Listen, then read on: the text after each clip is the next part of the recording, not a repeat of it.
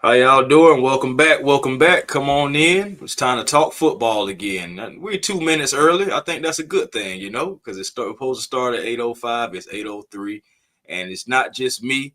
It's my boy Smitty, and we brought back a special guest, man. NFL draft is literally right around the corner, so we had to make sure that we had Clint Goss come back and NFL Draft Dome, making sure that we're, dotting our I's and crossing our T's and with all the signs that the Falcons have done, all the moves, like the signs that they have basically presented, where are the Falcons going for this draft? Like we got to get some kind of insight. So definitely had to bring our draft expert up here just to possibly try to figure out where the Falcons are going. Smitty, how you feeling? Clint, how you doing? I let the guests go first, man. I'm Be good. respectful. I've Clint, definitely go reached ahead. that realm at this point of it's kind of time to do the damn thing as far as the draft. I've about beaten the horse at this point, a day or two out. But I'm doing well. I'll get a little more geeked up tomorrow, and then Thursday during the day I'll be intolerable. Oh, nah, I feel you though, man. It's almost like what we're gonna do, especially Fully like respect that. excitement, the excitement of a new GM, really learning like his draft philosophy, and so we can kind of predict where the Falcons may be going in the future. I know at the press conference, I'm not sure if you saw the press conference, but I know one thing that Ian was talking about still remaining flexible. If they have to take five guys, they'll take five guys, but they're always going to be kind of sitting back and listening. And if teams are calling, it's their job to listen, all those different things like that. But it's just so exciting. I mean, Smitty, how you feeling about it? Hey, man, I'm feeling good, man. We always say on the show, man, just actions speak louder than words. So we'll see, come Thursday. I'm sorry, come Friday, what he's gonna do. Because yeah, he said he fine with 5 picks, but I've been telling y'all I still don't believe that. Because at the end Mm, of the day, you still got a lot of holes to fill on the roster, and you still got a lot of guys on 1 year contracts. So you're gonna need the players to add the depth that you need. Because like we always say, injuries gonna happen. You got to have cap space too. definitely. So it's just interesting to see how it's all gonna play out. Because I'm telling you, Matt Ryan thinking like a quarterback, he Hmm. gonna always, give an insight as to how they can get better. So I just don't buy the 5 pick, but I may be wrong, but we'll see. We'll see. It's only going to be one thing to tell, and that's when we get to really Thursday, Friday. It's so crazy. You're really going to have to watch every night just to make sure I'm now.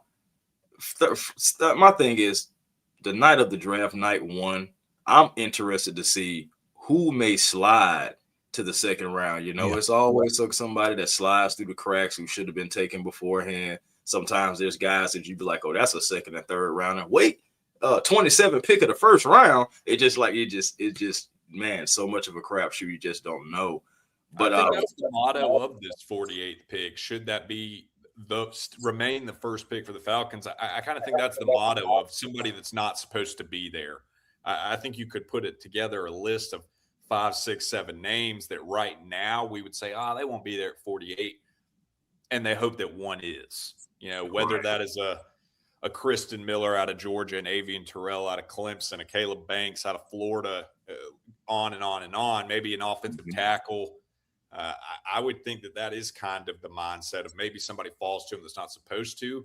It's mm-hmm. kind of like the old saying of, everybody loves to say, oh, so and so's a day two pick. Well, 120 guys can't go day two. Right. There's going to be some fallers versus what we're projecting. So, no, I think you're absolutely right. I mean, that's going to be from just a Falcons perspective. It's going to be sitting there that last 10 picks of Thursday night being like, I don't want to hear that guy's name called. I don't want to hear that guy's name called. I want to at least have a prayer going into tomorrow night. So Facts. you're right. Facts, man. Facts. Before we continue, man, we definitely got to give a shout out to the people who really are the heartbeat of the show, and that is the chat. So shout out to the chat, man. Silk Legacy, what's going on? John Brooks in the chat. Also, King ATL supporter, always in the chat, man. Shout out to you, Robert Blackman. Same for you, RB. Another one, true. Baby Driver, 88. What's going on? Christian Falcons. God is good all the time. Ricky Smith, what's happening? Falcon. What is that? Falcon tick? Either way it goes, man. Welcome, welcome, welcome. Welcome, everybody. Dance Machine. Marvin, everybody, man. We appreciate everybody for pulling up. And of course, this is A1 Forever, Smitty Sports Machine, and NFL Draft Dome. Make sure you guys are checking out Clint's page. He is on YouTube now. So make sure that you're checking out NFL Draft Dome. It's where you can get the exclusive content from Clint himself. A very knowledgeable guy, especially when it comes to scouting talent. Again, make sure you're checking him out. And I'm pretty sure he's got a bunch of stuff coming, coming up, and probably going to be talking about the draft anyway. So just make sure that y'all checking it out.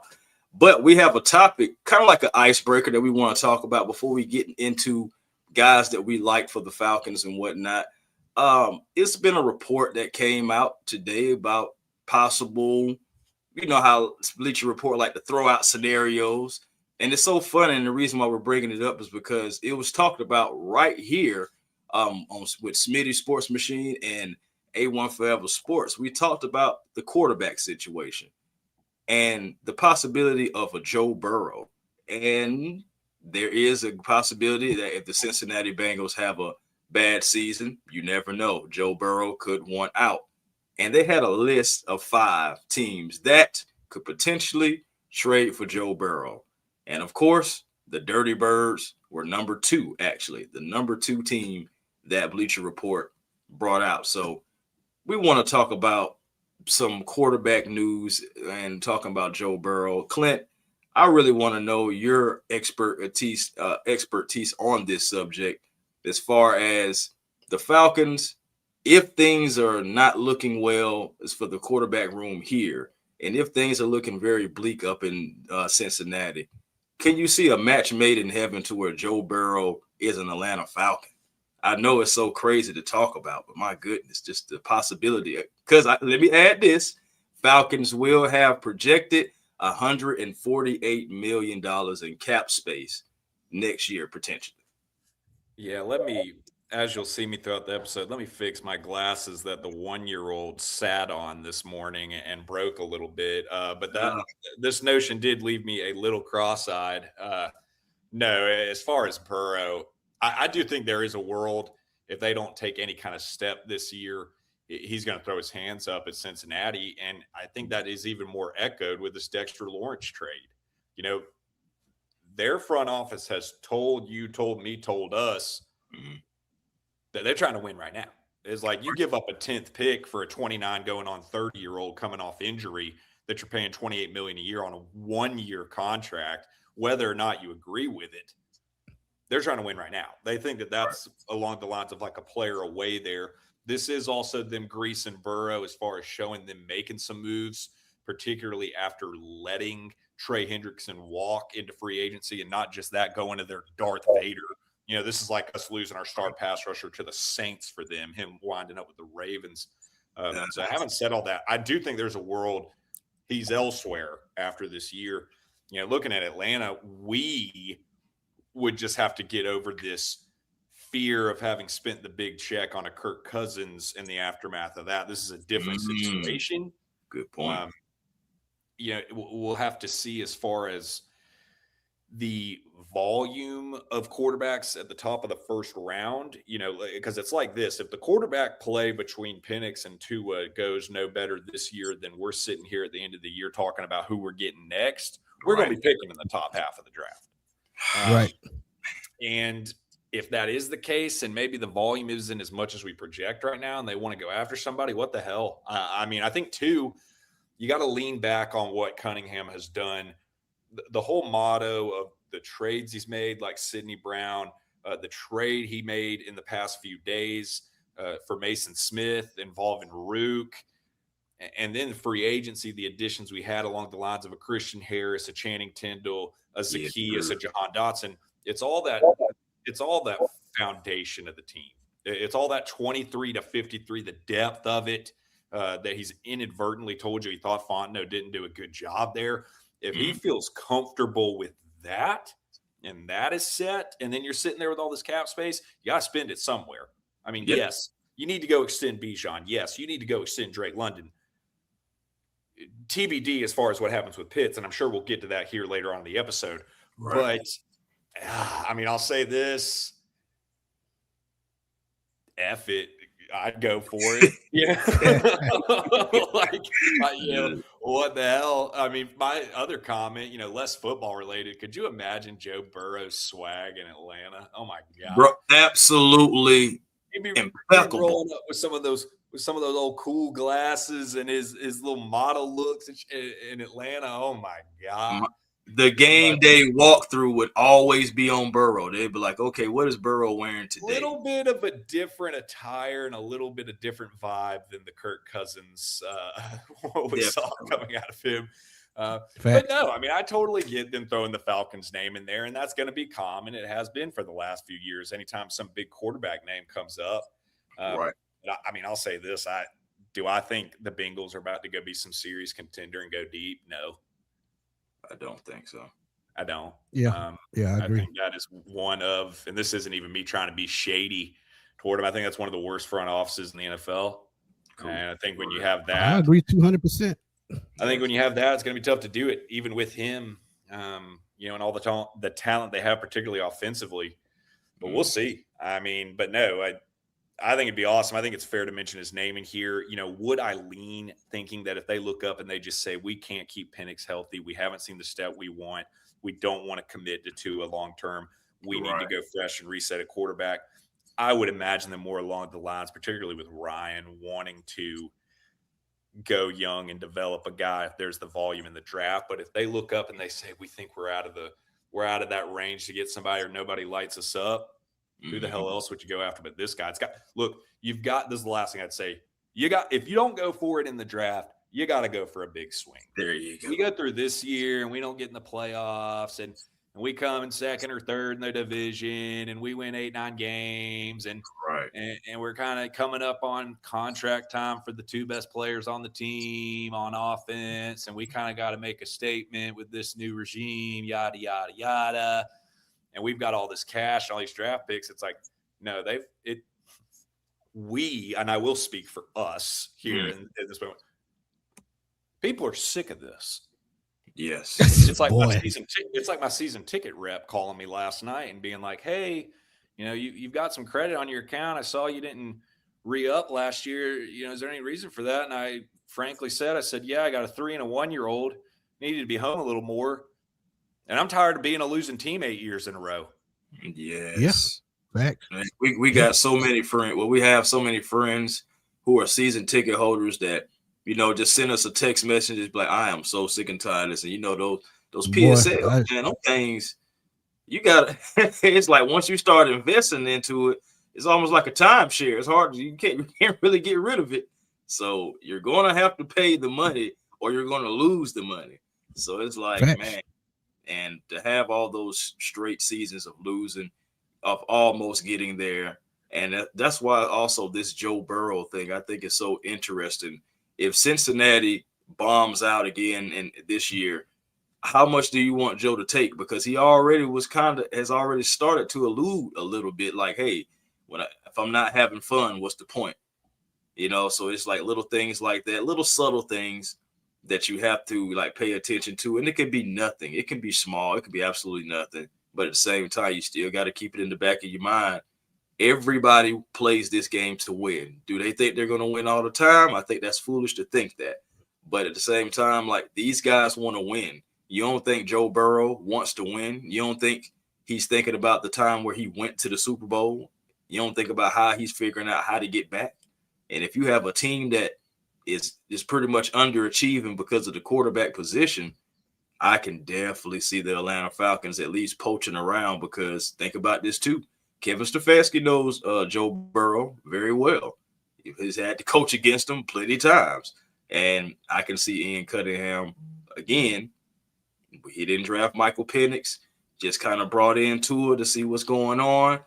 Like Clint, first of all, you perfectly outlined all the things that have to go wrong in order to even get to that situation for Burrow, which would be absolutely terrible, because that means your quarterback situation didn't work. You're still not getting over the hump. It's almost like you're not winning the games within the games. All the situation, kicking issues, it got to be something to keep you down. And if we are not making the playoffs yet again, or let me throw this out there. Say we do make the playoffs. Could it be a situation to where we make the playoffs, but the quarterback position still somehow, some way held us back, and now the Falcons are like, okay, we are in the playoffs. Hypothetically speaking, Tua didn't get it done. Penix is, we are right there, y'all. We are right there. Go get Joe Burrow and have him quarterback this team. Next thing you know, you never know where the Falcons could end up. I mean, am I right, Smitty? Absolutely right, man. Before I go on, please go to A1 Forever, Smitty Sports Machine, drop them super chats, get them questions in, man, because I know y'all going to have some questions on a lot of these topics we go to. But, Clint, I'm going to tell you, I talked about this about 3-4 months ago because some reason, I don't know why, it just popped in my head like things always do. Just like y'all said, y'all put it to a T. You're looking at the quarterback position for the future. And just like I just said earlier, Matt Ryan is the president of football, and what position does he play? Quarterback. He knows what it takes to get to the Super Bowl. And I'm looking back. I tell y'all all the time, F them picks. This is one of those situations I'm going to still feel like that. Because what happened when Matthew Stafford finally got out of mediocre Detroit and goes to a team that wasn't scared to build around him, put weapons around him, and give up their future to do it. And what happens shortly after that? They get to a Super Bowl. So sometimes elite quarterbacks have to make a move, go to a team that's willing to put the right weapons around them to get to where they need to be. And right now, the reason why Joe Burrow makes even more sense is what the Falcons have done on defense. Their defense is probably 1 or 2 pieces away from being a top 5 defense for the next 4 to 5 years. And like you said, true, you can't pay everybody with Bijan and Drake coming up. Well, Drake comes up after this year because this is his 5th year option. When you look at it in that aspect, how else can you get over the top and getting the best out of these players if you don't have the right quarterback in place? And it's true, they may make the playoffs with one of these quarterbacks, but one of these quarterbacks may not get them over the hump. And it's no knock to either one of them because they could be good enough to play, but Joe Burrow could take it to another level. And I could see a Joe Montana to Kansas City type situation like back in the day. He didn't skip a beat. He just didn't have the right talent in Kansas City. But Joe Burrow in Atlanta with Bijan and Drake and Jahan Dotson, who's on a 2-year contract, stagnant, good offensive line, good run game. It's just a match made in heaven, and it just makes so much sense to me. I'm going to just keep it real like I always have, and this came out of my mouth. Y'all heard it here first 3-4 months ago, and I'm going to stick to what I said. Yeah, if it makes sense, I'm definitely doing Burrow. I mean, even with the money, I believe the Falcons will have to just take on about 35 mil with the 25, and I think he has the 10 million roster bonus. I'm just saying that's very doable, especially with the cap space predicted, and you would still be able to make other moves. Now it was a good comment. I want to make sure I don't miss it. Yeah, Huey, I got you right here. Go ahead. He said, I really don't see why Joe Burrow would leave a team with his best friend in Jamar Chase that can't make the playoffs. Why would he sign with Atlanta, who have made the playoffs less recently? Well, my thing is sometimes you just get tired of the same old thing. In my opinion, like you've gotten that taste. It's similar like with Jesse Bates. Jesse Bates went to the Super Bowl, but then he left the Cincinnati Bengals to come to the Atlanta Falcons to help build something here. There could be something there, maybe they're still friends. Maybe he can talk to him. I just think sometimes you just need a guy that needs a change of scenery. And if you are a businessman too, looking at yourself as a business, you got to think about, okay, is the offensive line for the Bengals better than the Atlanta Falcons? I still, even with Caleb McGarry retiring, I still say no. Is the weapons better? Yes. But what is it, like you just said, if you're not even getting to the playoffs, if you can't beat the Ravens, if you can't beat the Steelers, if the Browns are nipping at your heels here and there? So it's like, again, sometimes let me ask you this. Let me answer this right quick. And I'm going to just put it just as simple as day. And I'm going to just tell y'all like this. when are you going to get tired of building at the quarterback position? Look at the quarterback position after Matt Ryan left. Look at the four quarterback. Desmond Ritter wasn't the answer. Tyler Heineke wasn't the answer. Marcus Mariota wasn't the answer. Then you go back to a rookie guy again. Well, Kirk Cousins wasn't the answer. We know that. He was old and over the hill. Then you look at Mike Penix. He hadn't really got a fair shot. So do you really want to go into 2027 with a rookie quarterback? Starting over again with the offense you put together? No, you go find a veteran. One that you can now afford that has put up the numbers in his career and been to a Super Bowl, so he know what it takes to get there. You probably put in a competent offensive staff finally to groom and develop a quarterback. Why step backwards into going a young route again? That just doesn't make sense to me. So I'm seeing what Joe Burrow is worth. Like I said, forget them picks. I'm gonna stick with it. If the Rams can do it, the Falcons can do it. Now, I'm not gonna lie. They had Aaron Donald, true enough. Probably one of the best defensive players ever to play the game.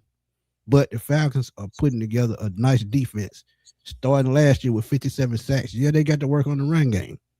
But you put a veteran in place with the offensive weapons you have, it just makes so much sense.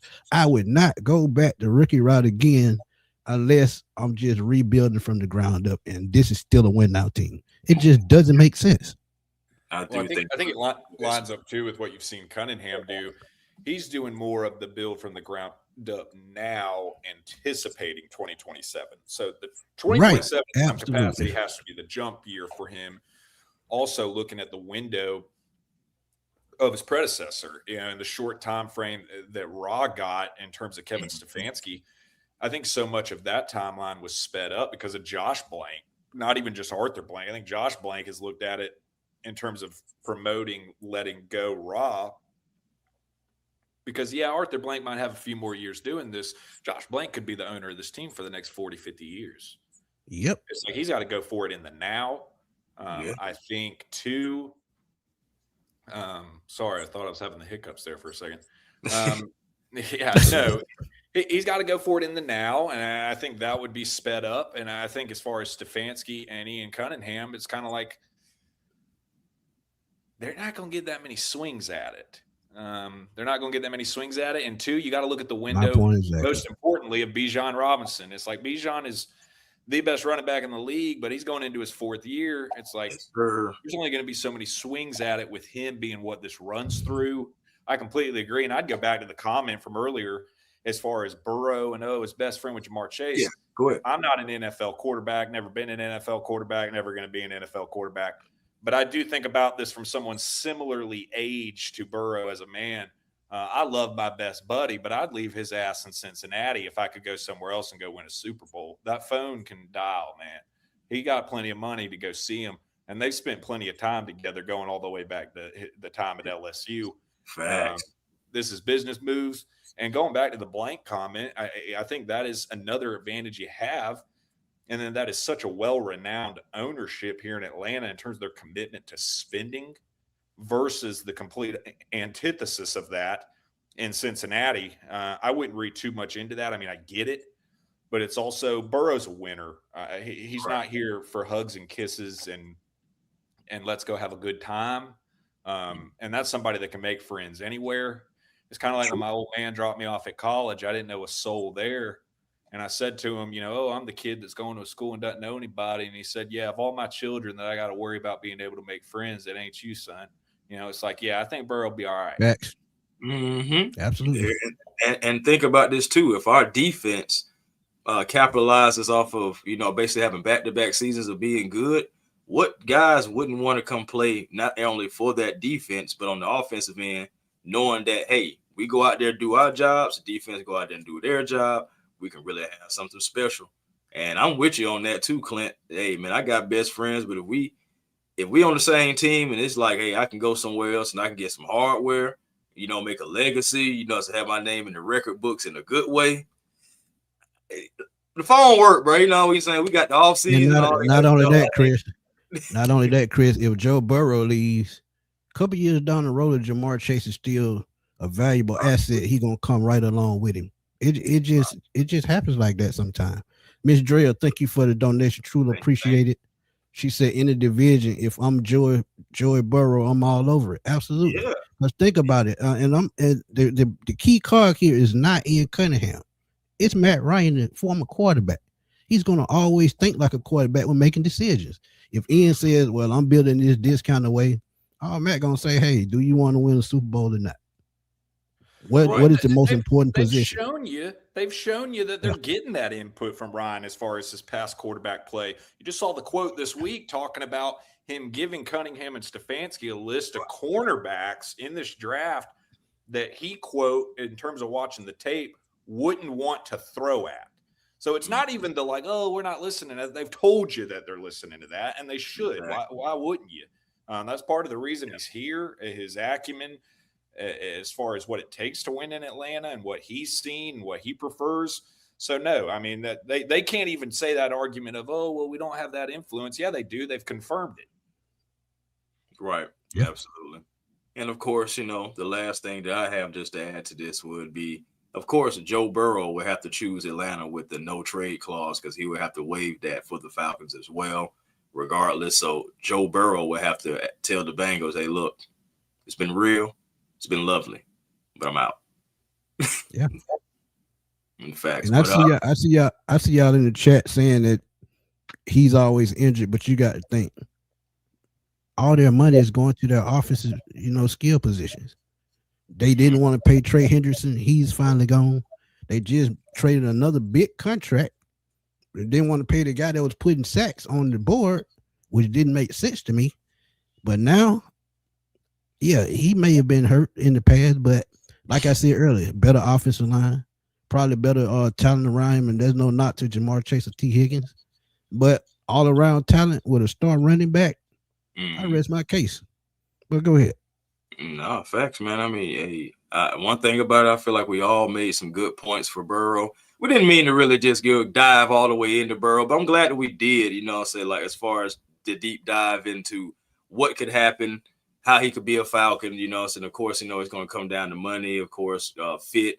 Does Burrow want to come to Atlanta? All those good things. But these are fun conversations to have, just, for the sake of it as well. But we'll see what happens come this time next year. Hopefully, to be honest, I hope that our quarterback situation works out to where we don't even have to think about Burrow. But, of course, we know it's not a perfect world. So we'll see what happens with that. But, Clint, okay, man, with all the moves that the Atlanta Falcons have made as just started the offseason and then leading up to now, even down to the trade, I really feel like that the Falcons have set themselves up for a best player available. But again, like regardless, who could be that player realistically to fall at 48? I mean, I know myself, I like a Caden McDonald, but I know Smitty, he's been telling me, Chris, I'm telling you, man, that man is not going to be that 48. And I kind of believe that just because he's a run stopper. But, I mean, he has been linked to the Falcons if so happened that he is able to fall. Of course, you got the Christian Millers. You got the Lee Hunter. But does it mean just because we traded for a guy, does that mean that we're not necessarily looking at defensive tackle at 48, you don't think? No, I think at 48, it's still very much in play. I just think that going back to kind of the best player available argument, Mason Smith makes it where they don't have to force it at defensive tackle. If there is a run and they look up and Caden McDonald's gone, believe he will be. They look up and Kristen Miller's gone. I'd lean toward I don't think he makes it, but if he does, he would be the guy. Lee Hunter and there on and so forth. I think they're also setting themselves up, too, for hitting sweet spots at the positions of needs in terms of round. It's like, for example, I think third round's the sweet spot for the receiver. So they don't have to do it. If it doesn't line up in the second round, they're lined up to go do it in the third. I think the sweet spot for corner could be at that fourth round pick. Same argument. But at the same time, they've set themselves up with those late day 3 picks to get some consolation. I've liked some of those visits that they've had at corner. Latrell McCutcheon Sr. out of Houston, 99th percentile kind of athlete there. A lot of production. Love how much – I mean, they've had 4 visits and points of contact with Georgia Tech corner Amari Harvey, 5'11", 180. That kid will knock the hell out of you. He is physical as all get out. I think he'd be a great fit. They've looked at a Cyrus Allen out of Cincinnati at receiver, who I think could go to that 4th round spot. Again, if it doesn't line up at the 2nd, they can't say no to somebody in the 3rd. It's like this has been kind of one of these themes with this new regime, and it's what they should be doing of, yes, this is plan A, but if we don't get to go with plan A, we're not screwed at point B. Not putting all of their eggs in one basket. But going back to 48, and like I said earlier in the episode, I really do think the mindset is who can be somebody that falls that we can't say no to because we didn't think they'd be here. I think the dream is Christian Miller out of Georgia, 6'4", 321. He does have the girth to play at a nose tackle spot, but also has the speed and the versatility to play 3 tech and beyond. You saw that with his time at Georgia. I also think that 321 was a hair elevated. I think he was closer to 310, 315 in terms of his time in Athens. I mean, he is svelte, man. I mean, there looks like there's no bad weight on this guy. He's a freak human being. I think that'd be a dream scenario. Looking at corner, it's like, if you'd asked me a month ago, I'd have said you were stoned if you said Avian Terrell could be there at 48. But this tough pre-draft he's had, and this happens every year. Yeah. This happens every year. You're going to have somebody that's battling a hamstring. You're going to have somebody that just had a bad workout day. You're going to have somebody that's getting a little lost in a crowd as far as there being other risers at the position.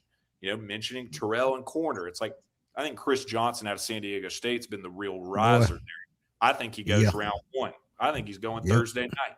So all that to say, as far as like a corner 2, corner 3 of what we thought versus what happens, I don't think he goes any later than corner 3. Well, there's only so many corners that can go in the first top 50 picks, particularly when we follow patterns historically. I think that is another valley that could happen with it. Right. I said receiver being a sweet spot at the 3rd round. The last day of 30 visits, who do they have in as their final 30 visit? I've been saying this for months. Alabama wide receiver Jeremy Bernard. Yes, that guy, my first one. In the league for 7, 8, 10 years. He's just 7 and 8s across the board in every aspect. 6'2", 204 pounds. Great high pointer. Physical, can stretch the field. Has the familiarity with Penix going back to their time at Washington. I mean, this guy, even at a young age, had the ability and the production to get serious snaps in a receiver room that had Denzel Boston, who's in this draft and first round discussions, Jalen McMillan, who's with Tampa and playing very well for them for the value, Jalen Polk, who has not really hit for the Patriots, but I mean, he was a top 40 pick. He was. And then lastly, Roma Dunze was a top 10 pick in his own right. I mean, to just be playing at all, I think that goes back to Bernard. I mean, yeah, he's there at 48. I think that's a great value. Somebody that can legitimately come and battle with Dotson for receiver 2. Worst case scenario, he's receiver 3 in the meantime. I think he beat out Dotson for that receiver 2 role, particularly projecting into the future and having a longer tenured contract. They've got it at every spot. And then lastly, because I've just said 3 defensive spots, and I don't think one of these tackles goes because I think there's going to be a real run in the first round. But, dude, they look up and one of these tackles is falling they really like. I wouldn't put it past them either. I think they're more along the lines of going for a developmental swing like a Travis Burke out of Memphis that they've had for a 30 visit, maybe in the 3rd, 4th round. But what have I said here? I've been saying 2nd, 3rd, 4th round, 2nd, 3rd, 4th round, 2nd, 3rd, 4th round for these 3 or 4 positions. Right. It's just going to be the juggle of the puzzle of this is who we think we got to take now. This is who's left. And that's what's going to be so fun about it for this particular draft for us as Falcons fans, is to see how they value it, how they play their cards, if they put on a poker face thinking they can wait or they think they can't. That's going to come down to this is what Cunningham gets paid the big bucks to do, Matt Ryan as well, and Stefanski. Yeah, we got just a couple of questions for you. Just because you just talked about quarterback, we're going to get to that, and then we actually have a quarterback question. What do you feel about – and I actually have seen this corner linked to the Falcons, not only in mock drafts, but just little reports here and there that the Falcons could possibly like his size, length, and also the pedigree, playing for Ohio State. So, what do you tell me about Davidson and how you feel about him? Yeah, Igbinosin, I mean, it's all about wanting the preference of his ability as a press man corner, very lengthy, 6'2", 190-pound kind of corner. He's one of those when you see him up close, haven't seen him at the Senior Bowl. He's got like those athletically thin legs. You know what I'm talking about? All that flex. Yeah. You know exactly what I'm talking about. Yeah. Yeah, I do. So much skill with the play in front of him. You know, a lot of people like to talk about, wow, I think he'd be a demon at safety. Yes. And the gripe people are always going to have is that he is handsy. But you look at the improvement he had year over year. It's like 2 years ago, 14 penalties. This year, 5 penalties. It was a huge jump there. You can project some of his best football ahead of him. This is a 4.4, sub 4.4 kind of speed athlete. For where he projects as far as maybe a third, fourth rounder, that could be the value, particularly to throw into the expectations of competing with Hughes for the corner 2, worst case scenario, your corner 3 lead rotational, who you can develop here this year, the last year of the Hughes experiment as far as his contract, and then bump up opposite of Terrell. I like Igbinosun fine. Particularly, like I said, if you've looked up and said, second, we couldn't say no to this defensive lineman. Third was the sweet spot for receiver. Now we're sitting here and he's there in the fourth, for example, and take him. So, no, I totally get that mentioned. And coming out of Ohio State, he's going to be as well coached as any in terms of practice on a daily basis. He's going against the best receiver talent in the country. Thought he looked fine at the Senior Bowl. There's good depth to this class at corner that it's not going to be urgent. If they look up and they haven't done it in the second, the third. So no, that's a great mention. He's definitely on the radar for Atlanta and would be a good fit. Yeah, man. I really like that. I really like, honestly, like Smitty, me and Smitty have done like 2 mock drafts. And in both mock drafts, it seemed like the cornerback position was plentiful, especially back end of the third, going into the 4th round. It was one point to where we had like 5 corners that we could have took at any given time, and we would have been fine with any of those guys. So, yeah, I agree that the cornerback position is very plentiful. Well, but I think he falls into Cunningham and Stefanski traditionally will like better size at a corner spot. I don't see them being the ones going for the D'Angelo Pons character as far as that at a boundary spot. He's got elite wingspan. He's got that speed I talked about. Good with the play in front of him, but has the speed as far as recovery. And look, he's got 50 starts at Ohio State in terms of being ready to roll. Yeah, you can't sleep on that, on experience at all. But how do you feel as far as quarterback position? Now, before you answer, I will give a little context. First of all, the measurables, he has them. I'm not going to lie to you, Tyler Green. He has the measurables. Now, he's projected right now because of the class of the quarterback and all the different skill positions that are just so, I would say, elite compared to the quarterback position this year. He is projected as a 5th to 6th round pick. But this is Mr. Tyler Green. Can you tell us anything about him and how do you like him? Yeah, definitely. I don't see Green being an option for the Falcons, and the fact that the teams that are more urgent, someone will swing. There's been a lot of interest with the Jets. There's been some interest with the Steelers. There's been some interest with the Dolphins. I think of those 2-3 teams I mentioned, they're all going to take a pick as far as the second, third tier quarterbacks in this class, whether it's Taylor Green, Cole Payton out of North Dakota State, Drew Aller out of Penn State, Garrett Nussmeier out of LSU. Haven't seen Green up close to the Senior Bowl. Every bit is 6'6", 229. He looks like a little thin tight end, a mammoth receiver, but the measurables are just off the charts. He's an incredible athlete. 4.3, 740, 43.5-inch vertical. I mean, he's a freak show. This would be a pickup basketball nightmare. Yes. I think that the Falcons are more along the lines of taking a swing at one of these borderline get drafted, priority undrafted free agent quarterbacks. You've seen a 30 visit from Jack Strand out of Minnesota Moorhead. I know you hear that small school and you're like, what the hell is that? Right. I mean, 6'5", 243 pounds. As far as fitting in a tight window, I think he's as strong as any in this class. I got him at QB 14, which on average 13 go in a draft. So again, right on that, do they get drafted? Do they not? Somebody for a QB 3 price they'd be comfortable with. You also can mention the points of contact they've had with Haynes King out of Georgia Tech. It's kind of a utility quarterback. But those are just depth swings. I mean, look, Tua was the move to say we're going to have some insurance this year behind Penix. They've already done it. I don't see him investing capital any higher than, like I said, that 7th round priority free agent with only having 5 picks here. Green will get taken by somebody that wants to put more of a premium. I can agree with that. Agreed, 200%. And like I said too, you're not looking to rebuild a quarterback, and I'm gonna stand by it. You got really 2 young quarterbacks on the roster right now. So why go even younger again? It just doesn't make sense. If anything, you're gonna move up and go with a veteran at the next step. But go ahead. I will tell you this though.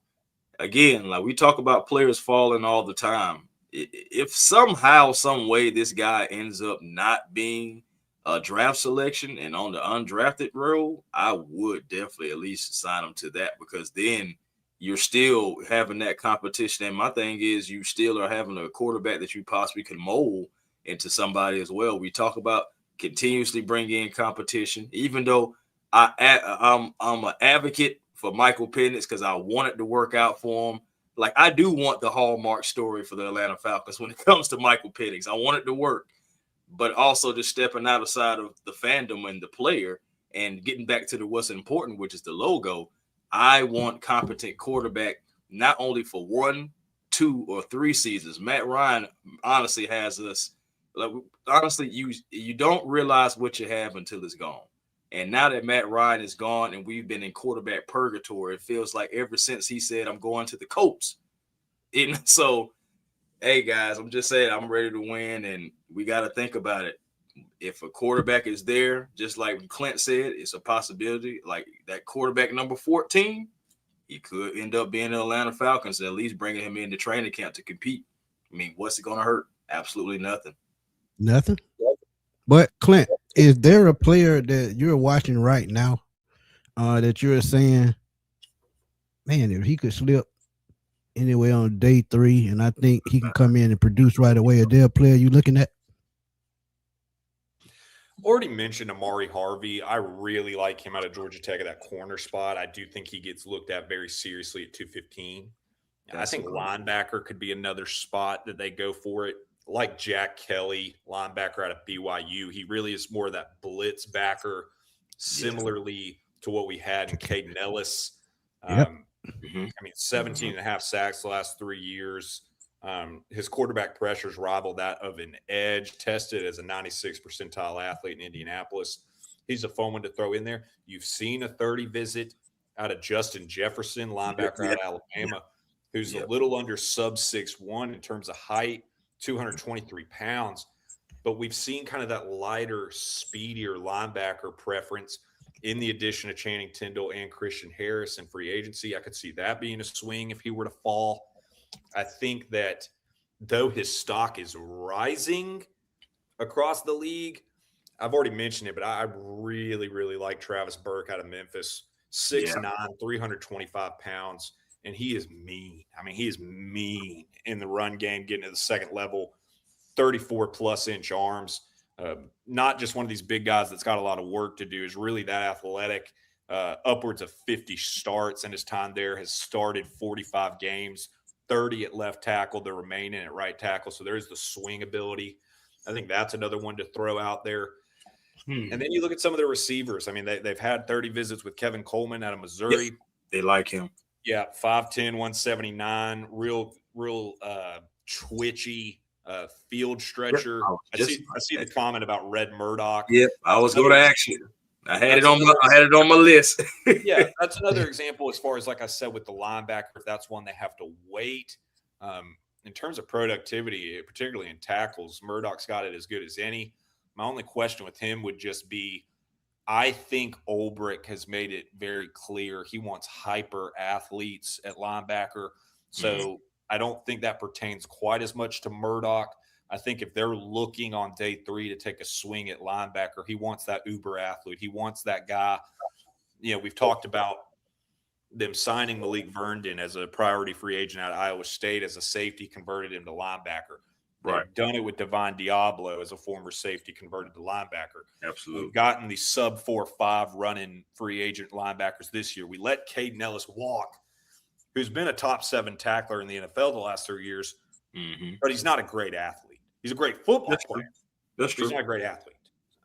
Right. So I don't know. I wouldn't imagine Murdoch as far as Atlanta, but I do like him. It's a great mention. Yeah, I like Murdoch a lot, man. Honestly, just the production that you have there. But also, I think another one of his knocks is about the man coverage as well too. I know like he's had a little bit of struggles in there. Now you could possibly scheme for that, but you got to have the players, in the right positions to be able to kind of like make sure he doesn't get, I guess, isolated and just be like, okay, that is the guy that we got to make sure we attack every single time, and there's nothing that they can do about it. But yeah, I like Red Murdoch a lot, man. Smitty, what you got? Last draft question I have before we get into the next topic. Mhm. Is there a trade scenario you're looking at in the top 10 that you think could happen on Thursday night? Great question. I think Dallas is interested, particularly if one of those Ohio State defenders is there. I think it's Sonny Styles they really like. They would know they'd have to get ahead of Washington at 7. I think teams that could be interested as far as that are primarily, I think, Cleveland at 6 if he's there, or if you see an Arvell Reese fall some. There will be some kind of activity as far as the top 10. I would probably say I think Dallas could trade up. If I were to have to guess off the top of the head right now, I think it goes Mendoza, Bailey to the Jets. Though I think the logic says tackle to Arizona, it sounds like a lot of the smoke is Jeremiah Love. That would open up for Tennessee, I think, to possibly take a Styles. The Giants, I think that could be a Caleb Down spot. So what did I just say? Arvell Reese is still there. Somebody would go take a swing. I think Dallas could be one. And though it's further down, if I had to pick a dark horse trade up candidate, I'd stay in the division. I could see if the Panthers like somebody in particular, them getting aggressive. I really do. I think they are closer than maybe even we said we are. You've seen that in the amount of money they spent on a Jalen Phillips to go get that pass rusher they consider of that kind of brand. So I think particularly in this draft where there's not as much high-end talent, teams are going to see their fall-offs as far as the tiers and have their guy not afraid to go get them. But no, if I had to answer it, I'd stick with Dallas in that 4, 5, 6 range. The only reason I asked that question is because I just been thinking the Cardinals, they're in the sweet spot. They could trade back and still get a top offensive tackle if they need it. And I could see them trying to get the 2 first-round picks from Kansas City, and I've been saying that for a while, because you get the offensive tackle at 9, then back of the first round, I'm looking at Ty Simpson, and I've seen a lot of people say that. And it actually makes sense because they still don't have a quarterback of the future. Are they going to waste another season and wait out and let Marvin Harrison go into a contract year and end up possibly losing him? So I think you got to think about quarterback at some point in this draft if you're Arizona. Kansas City is a great mention there too with Arizona. Them picking at 9, that's so unconventional, and that's territory they're not going to come back to. Having Mahomes' health, if they fall in love with it, but David Bailey's there. If they fall in love with the thought of there's a particular tackle they got to have, I could totally see that. If they fall in love with a Jordan Tyson or a receiver along those lines, I could see it. They have the flexibility to do it, particularly with the comfort of having that 29th overall pick. And agree with you completely as far as Arizona. I mean, look, that team's not winning next year. The team's not winning next year with Matt LaFleur coming in as a first-year head coach. They currently got no better quarterback than Jacoby Brissett. They got a ton of needs, particularly defensively. They need a tackle opposite of Paris Johnson. Now, let's say they do trade back to 9, such as what you said. I think Mawanoa is likely gone. You'll have one tackle gone. I mean, we're talking about names like Monroe Freeland out of Georgia, Caden Proctor out of Alabama, Blake Miller out of Clemson, Max Ahanator out of Arizona State. The list goes on and on. Caleb Lomu out of Utah, Spencer Fano out of Utah. There's going to be a serious tackle run in round 1, but at 9th overall, you can get ahead of it, be there as far as the 2nd or 3rd option. That'd work out for both parties. I agree. I think that's an ideal situation. I mean, I said that a lot of the smoke for them is Jeremiah Love. I think that's moronic, personally, with all the needs you have. You take him 3rd overall, he'll be a top 5 paid running back in the NFL, and you just signed Tyler Algier, who's proven he can be a running back 1. You just Right. signed James Conner to another year. You got Trey Benson. I think that's a whole lot of ownership getting their hands in the cookie jar when they need to get out of the kitchen. But that's not surprising with Bidwell. So we'll see. But no, logically speaking, you're absolutely right. I'd hope to see something like that. I think I'd spice it up. Mm-hmm. I know Miss Drea Mack has a question here. She said, Ian said there are other ways of jumping up to get a player we would highly covet. What are some of the ways that the Falcons can move up to get said player? Trade Kyle Pitts. There you go. and it's so funny because that's really what we were about to go into next. Yeah, man. You got assets. I mean, not just Kyle Pitts. You got Jesse Bates out there. You never know. It could be a player that we're not even looking at that the Falcons could be like, well, nah, the Falcons will probably keep that player. The next thing you know, boom, because the right deal came about. But yes, the Falcons and Kyle Pitts, there are more rumors that have came out about Kyle Pitts that the Falcons are actually open and listening. But Ian has already said that multiple times, that it's my job to listen. Teams can call and we're going to listen. But he also made that clear about not just Kyle Pitts, but for any player. So he is just letting you know that, hey, if teams are calling, I'm at least going to listen to see what the offer is. And, I feel like that's fair. I really feel like that's fair. But my thing is, Clint, you just said to trade Kyle Pitts. Like, what teams do you think could use Kyle Pitts the most and probably give some of the best draft capital for the Atlanta Falcons in return? Man, off the top of the head, I could see a team like New England being interested. I could see a team like,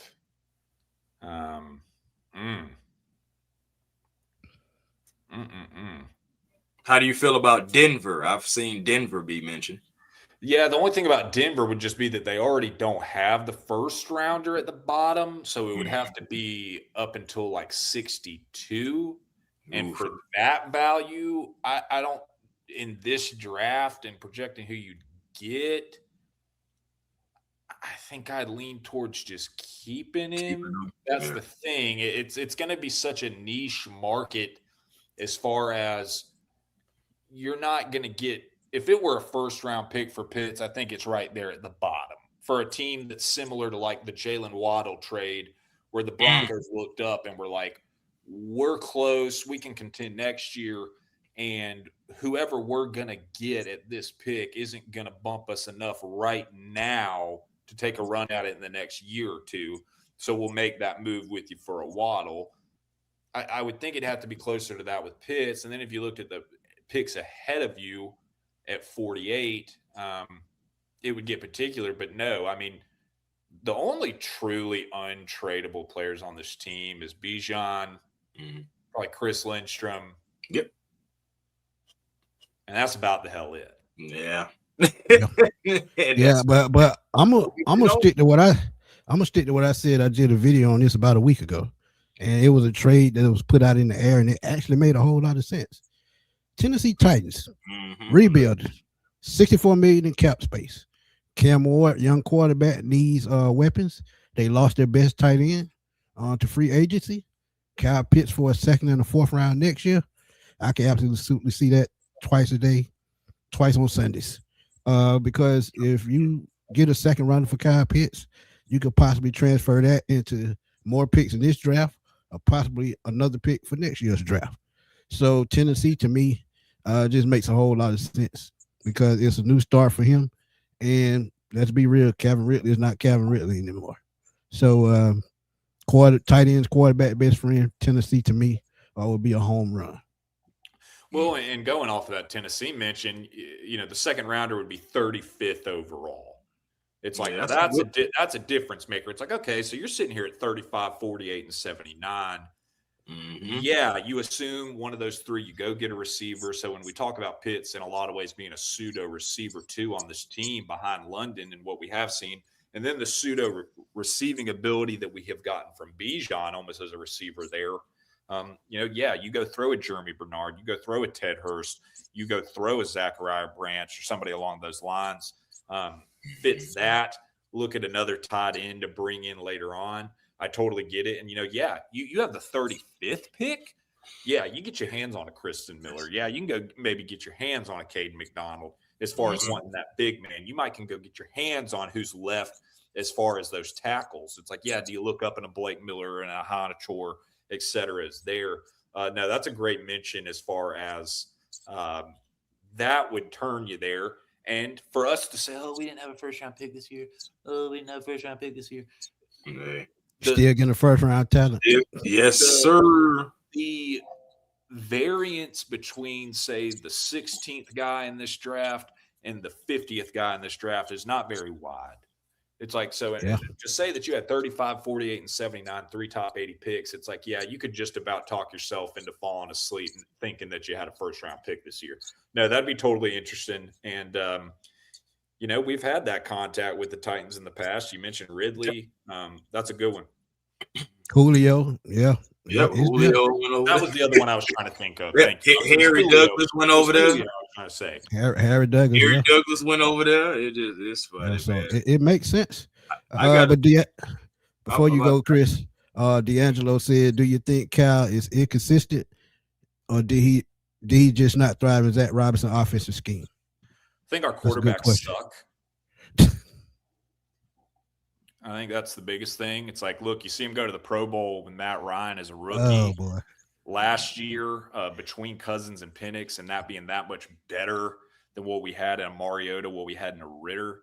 I think actually having the help with the receiving production you got out of Bijan that you had in a Drake London, I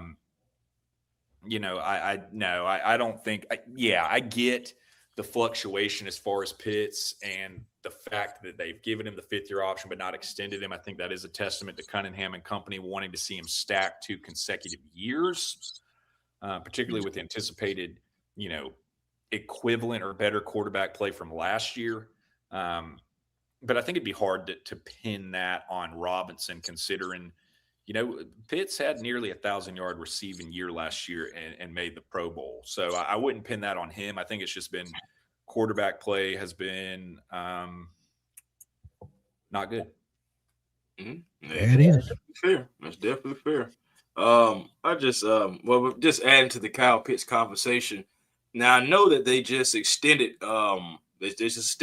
tight end, but I can still possibly see the Ravens, if everything falls into place, possibly the Ravens taking a swing at Kyle Pitts. And the only reason why I say that is because I feel like the Ravens still, after multiple seasons, after taking Zay Flowers and all those guys, like, Bateman, all those guys, I still feel like they have an identity crisis as far as like their number one guy. And Kyle Pitts possibly could go up there, be converted to like a wide receiver type. And, next thing you know, him and Lamar are making music. Well, and all the success that they have with Isaiah Likely the last few years, and really right when he was coming into the sweet spot of it, having to let him walk out the door to follow Harbaugh to the Giants. So I see it from that standpoint. Mark Andrews can't play forever. Zay Flowers is a great player, but he can't be a one by himself. Bateman, it's time to look up and accept that was a miss. It's okay. Move on. You went with the Hollywood Brown experiment. That didn't happen. He's gone. I totally get that too. And it'll be really interesting to see. We talked about in the first round, us kind of crossing our fingers like, oh, I hope that guy doesn't go. I hope that guy doesn't go. In this scenario, you're saying we need to really be hoping they don't take Kenyon Sadiq out of Oregon at 14 and they go elsewhere. Ooh, boy, that's a good one. That's a good one. Wow. That is a good one. But the only reason why I would say they wouldn't do that, they need a guard bad. I mean, their offensive line has been banged up so much the last 2-3 years. The dream out of Penn State. Yeah, that's what I was looking at. So, yeah, I agree with that. But, yeah, the Baltimore Ravens, I could definitely see that. But for some reason, I just still think, they're going to go with the way they've been running things with using Lamar legs and Derrick Henry. And they do need an offensive weapon, but they got to protect Lamar. So I feel like, offensive line to me. Absolutely for the taking. Absolutely. It's their absolutely division to lose. Absolutely. Going back to our Burrow conversation to start this, it's like, look, the Steelers have been in that kind of 9-8 purgatory. What have they done to change it? Yeah, they went and got Michael Pittman Jr. That was a great addition. Mm-hmm.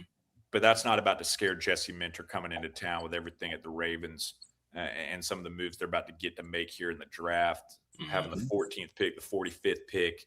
And we talked about this trade conversation. It's like, yeah, if you looked up and said you had 45 and 48, 2 top 50 picks, let's party. Man. Yeah, and another thing too, Metabuke just had neck surgery, so it's career threatening. I could see Caden McDonald there. I just talked about him not too long ago. That's my dream. That's my dream pick for them. That's what because McDonald's one of my favorite players in the class. And when I say one of my favorites, I mean like top 3, top 5 favorites. That's dope. Yeah, as far as just complete run stuff for 6'3", 326. I think his floor is as high as any player in this class. In 7, 8, 10 years, we're going to look up worst case scenario and go, man, that guy's a really good run defending nose tackle. And Clint, he reminds me a lot of Halati Noda, former Baltimore Raven defensive tackle, and that's why I had him pinned out. They playing styles are very similar. Hey, and I'd like to see him do it because I don't want him to be on the board when Carolina at 19 sniffs. Boy, man, next to Derrick Brown. Derrick Brown would take bodies, man. Oh no, absolutely not. We don't need that. I'm not gonna lie, because Carolina, I'll give them their credit. They have been making moves the past really 3 seasons. I know Derrick Brown got hurt in the middle of one of those, so it kind of was a step back around the defensive line for them. But they have made moves, and I think that you were correct. I think in their minds, they think they're closer than the Falcons, which of course that's easy to do when you win the division and you go and get a playoff game, and arguably you could have won the playoff game, if things would have bounced your way, and execution would have been better. So it's almost like feeling like the Panthers almost feel in the same realm, not the same team, but in the same realm as maybe the Rams. Hey man, let's go get this player, let's go get that player, let's go do this because we're close. We're in the postseason, so that means we're closer than most. And so yeah, I could definitely see that. And oh man, I would never want to see McDonald on that defensive line with Derrick Brown. That just would be unfair. And especially when we got a guy like Bijan trying to get him up through there. Those guys are going to take up a lot of space. But I got a question for you that's not even pertaining to football. I want to know. Oh, well, first of all, hold on. Let's bring it back up. Because he said, I would hate to lose Pitts, though. Yeah, I mean, I would too. But feel like he's finally becoming what we thought he would be when we drafted him. Like he's about to go into his prime, man. And I mean, the thing about it that's so crazy, we don't know that for sure. I'm with you. I'm not saying that you're wrong. I'm with you as far as like possibly could be going into his prime. But the fact is, like it was kind of like similar with Terry Fontenot, what I was just saying about. Yes, Terry his last 2 drafts were good, but it still didn't produce it into any wins, for you. So that's why Terry's not here. It could be in a crazy vacuum in a situation like that, but I don't want to lose Pitts. I'd like to keep Pitts. I agree with that statement, but I'm also not going to sit here and cry if Cunningham says I didn't draft this guy and I see an opportunity to get a pick, and that's kind of my identity. Is I want volume of picks. I want youth. I want to flip this thing over foundationally, and we think that we can get more pound for pound money wise in terms of the production at tight end. That's one I more so put my trust into. But no, I don't want to lose Pitts. I'd love to see Pitts on this team next year and beyond. But I'm open to the fact that if we want to make moves to get more draft picks this year, it's perfect. You got to do something.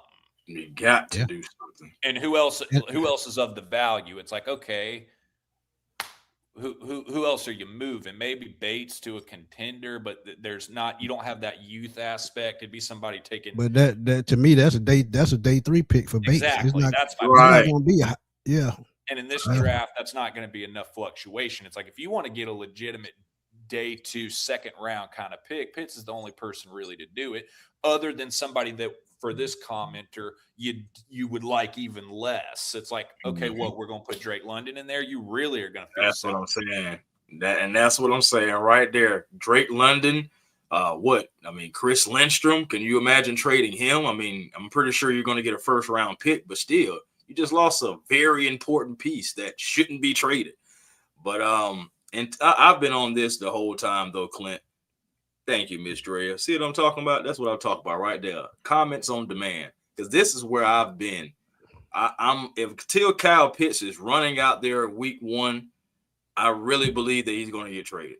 I mean, because you can't pay everybody. That's the only reason why I feel like that. If you're talking about prioritizing Drake, if you're talking about definitely prioritizing Bijan, right now, who would be the odd man out? It would be Kyle Pitts to me. If Bijan is staying in town, he's going to be the top paid running back in the NFL. Facts. $25 million. I stand on that. I absolutely. But there's a tight end in the draft. This is my last comment. Justin Jolly out of NC State to me would be an ideal replacement for Kyle Pitts. Point blank, period. That's a good pull, Smitty. How you feel about it? I think going all the way back to the end of January, early February, I had a tweet verbatim that was quote for quote saying, I am convinced Justin Joly is the Falcons' replacement for Pitts should he be moved. They bring him in for a 30 visit here in the last day or two, a 30 visit. That's a dot to look at.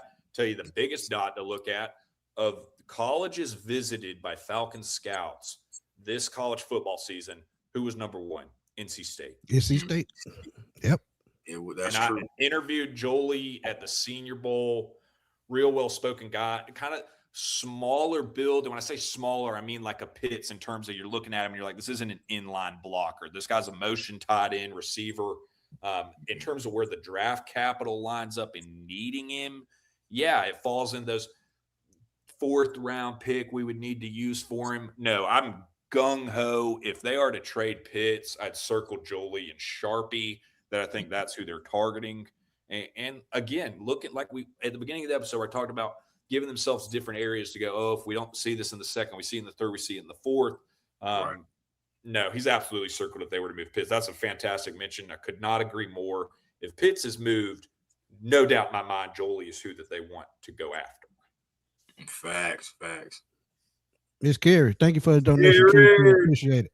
She said, Clint, great Twitter follow. Absolutely. Very familiar. Thank you. Yeah, man. I'm trying to tell you, like, again, this is our guy, man, when it comes to just talking about these players and scouting and everything like that, man. Clint has so much insight. If you're not following him on Twitter, NFL Draft Dome on Twitter, make sure that you are giving him a follow, a retweet, and possibly even a comment. Facts. Yeah, man. My last question. Oh, what you got, Smitty?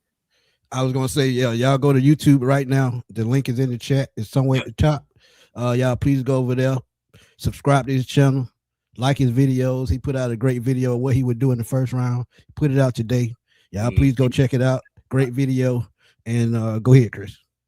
My last question for Clint is, outside of football, man, or are you strictly a football guy, or is there other sports that you like outside of football? Yeah, it's strictly football, particularly from a knowledge standpoint. I've lived in Roswell here the last 5-6 years. So do follow the Braves and enjoy that. But no, it's been all football. I grew up with season tickets to the Dogs my whole life. And then I've had a couple seasons having season tickets to the Falcons and covering the team for different outlets, along with covering the draft for all 32 teams. But no, it's been football for pretty much all of it. That's definitely where my knowledge is. The drop off from a knowledge standpoint from football to say like baseball would be jumping off the cliff or driving a Cadillac off of it. So no, that is a fair question. Yeah, man. Okay, there it is right there, man. This man is football all the time with a little sprinkle of the Braves. 7, 365. Yeah, man. Speaking of my Braves, man, what we doing? Cause we were down 4-2. Oh my Lord, Braves, what is going on? Just one of them days, bro. Of course it is. You know, I'm saying the Braves been winning me some money though lately, so I guess I can accept the loss today, possibly. But my goodness, But thank you again for the super chats, everybody. Hey, man, again, this has been a great show, mostly because of everybody in the chat, man. If we didn't get to your comments, it's not anything personal. It's just one of those things. You know how it goes. Please continue to drop comments. You know, we're always trying our best to get as many up here as possibly can while still giving the guests the proper respect, because, you know, we're pretty upstanding and outstanding guys. And Well, we just, hey, I'd cut in on that and say, for me to have been doing a lot of these guest spots, either YouTube, podcast, radio, news, whatever, the last few years, this is my favorite show to guest spot on with this crowd and the two of you. Appreciate you. I even said that to my wife when Chris texted me and was like, "Oh, hey, 8:00 tonight." And I had kind of forgotten for a second. I was like, "Oh my God." I said, "I got a show at 8. I forgot." And I said, "Yeah, but this is my favorite one to guest spot on. So I'll be ready to go for it." So I'm always open to come back and like coming back here anytime in the future. This is a great crowd y'all have here. Hey, man, really appreciate it. Really do appreciate Absolutely. that. We work hard, man. We really do work hard to not only just bring our audience the best, but also, to make sure we give, all our guests the proper respect and, everything like that, So, hey, man, that just means a lot. We really appreciate that. We really needed that. Appreciate it. Yeah, 200%. Yep, love to hear that. And make sure, again, y'all following Clint, but he's about to let y'all know exactly where all you can follow him Clint, please, by all means, let the people know where they can follow you. Yeah, one-stop shop for anything I do is Twitter. I'm very active there. Been there for some time now at my namesake, Clint Goss, or at NFL Draft Dome. And then, like I said, though I've been doing this for years as far as guest spots, I am pretty new to the personal YouTube game. So go check it out over there. I'm a little bit of inspiration, like I said, from this being my favorite show to guest spot on. Kind of got my own going at NFL Draft Dome. That'll be NFL draft content year wide for all 32 teams, but also a little special focus as far as the Falcons. I describe it best to people as if you pull for the Falcons, you'll love it. And if you don't care about the Falcons at all, it's not enough to bother you. That'll be 365, particularly the next few days. It's going to be hopping. It's like I told my kid's Absolutely. sitter. I told my kid's sitter this afternoon before she left. She was like, "Oh, when do you need me for Friday? Oh, when do you need me for Thursday?" And I just told her, I was like, "I need you the whole damn time here Thursday, Friday, and Saturday, because I'm not going to be able to look away from it." This is the best next couple of days for me as far as what I do. So, yeah, no, go give it a look. As far as the YouTube where it's at, it's only going to get bigger and better, given that more attention here. Kind of like I said, I've been over at Twitter for a couple years now, but going to put some time into the YouTube here. So I can get on the level of you guys potentially someday. So we want you to be tell better. me I'm their favorite on there, Hey, we want you to be better. That's what we aim for. We want you to be better than us. Ms. Drill, thank you for the donation again. Truly appreciate it. Again, man, we working on some things behind the scenes to bring y'all a great interview next week. We're gonna see how it goes, and I'll give y'all an update on that soon. And if y'all see the thumbnail and the show out there, y'all know it's gonna be great. And hey, who knows if it goes through? I would love to have Clint on again, because in this business, man, it's all about connections and who you know. And sometimes, man, you just got to help people get to where you are so they can keep growing and become great, because that's what life about, helping others. It's not always about you. It's about what you can do, because that's the Christ thing to do. Keep that in mind, somebody. But yeah, Miss Drill said, thank you, Clint. She appreciate you. And Melvin said he loved the channel. But again, man, y'all know where to find me, right here on Smitty Sports Machine. Also find me on Twitter at FatBoySlim_21. I'm always over there blowing it up, because that's what I do all the time. And again, I'm still debating if I'm going to do a draft show on Friday. I'm still thinking about it. But we'll see how it turns out. If I can go, y'all will see us right here on the channel. And if not, trust me, I'm going to give y'all my thoughts on the pick from the second round all the way to the 7th round. Y'all do let me know. I'd love to hop on for that Friday. Okay. So, hey, there you have it. If we can do it, hey, you'll see us 3 again on Friday. Because if we got somebody as knowledgeable as Clint that's talking, about the draft picks that we get, hey, I'm all for it. Won't be afraid to come in here and sing their praises. Won't be afraid to come in here and start tearing some ass if I'm not happy. Hey, man, that's what we're all about, man. Just keeping it real. Hey, keep it real. That's how you do it. Yep. Yeah, absolutely. But Chris, you know what to do, man. Go on, do your thing, take us on out. Hey, man, A1 Forever Sports, that is the platform on YouTube. Please come over and like, comment, subscribe. Be a part of the A1 family. Love to have you there. Also, you can catch me as the Hawk at the Hawks Digest. Now, I will admit, right now I'm in the process of getting another computer. We got some new software, and I got to get it. I got to have it. So in the process of that. So that's why if you guys have been looking for me on there, I'm in the process. Give me a minute. You know, I think computers cost. But catch me at the Hawks Digest as well, man. These Atlanta Hawks, they upset. A lot of people are calling it an upset. People in Atlanta, we just know better. And the Atlanta Hawks, they were able to take care of the New York Knicks. So always catch me at the Hawks Digest. Also, Twitter, A1 Forever, Instagram, A1 Forever, and the real A1 Forever on TikTok.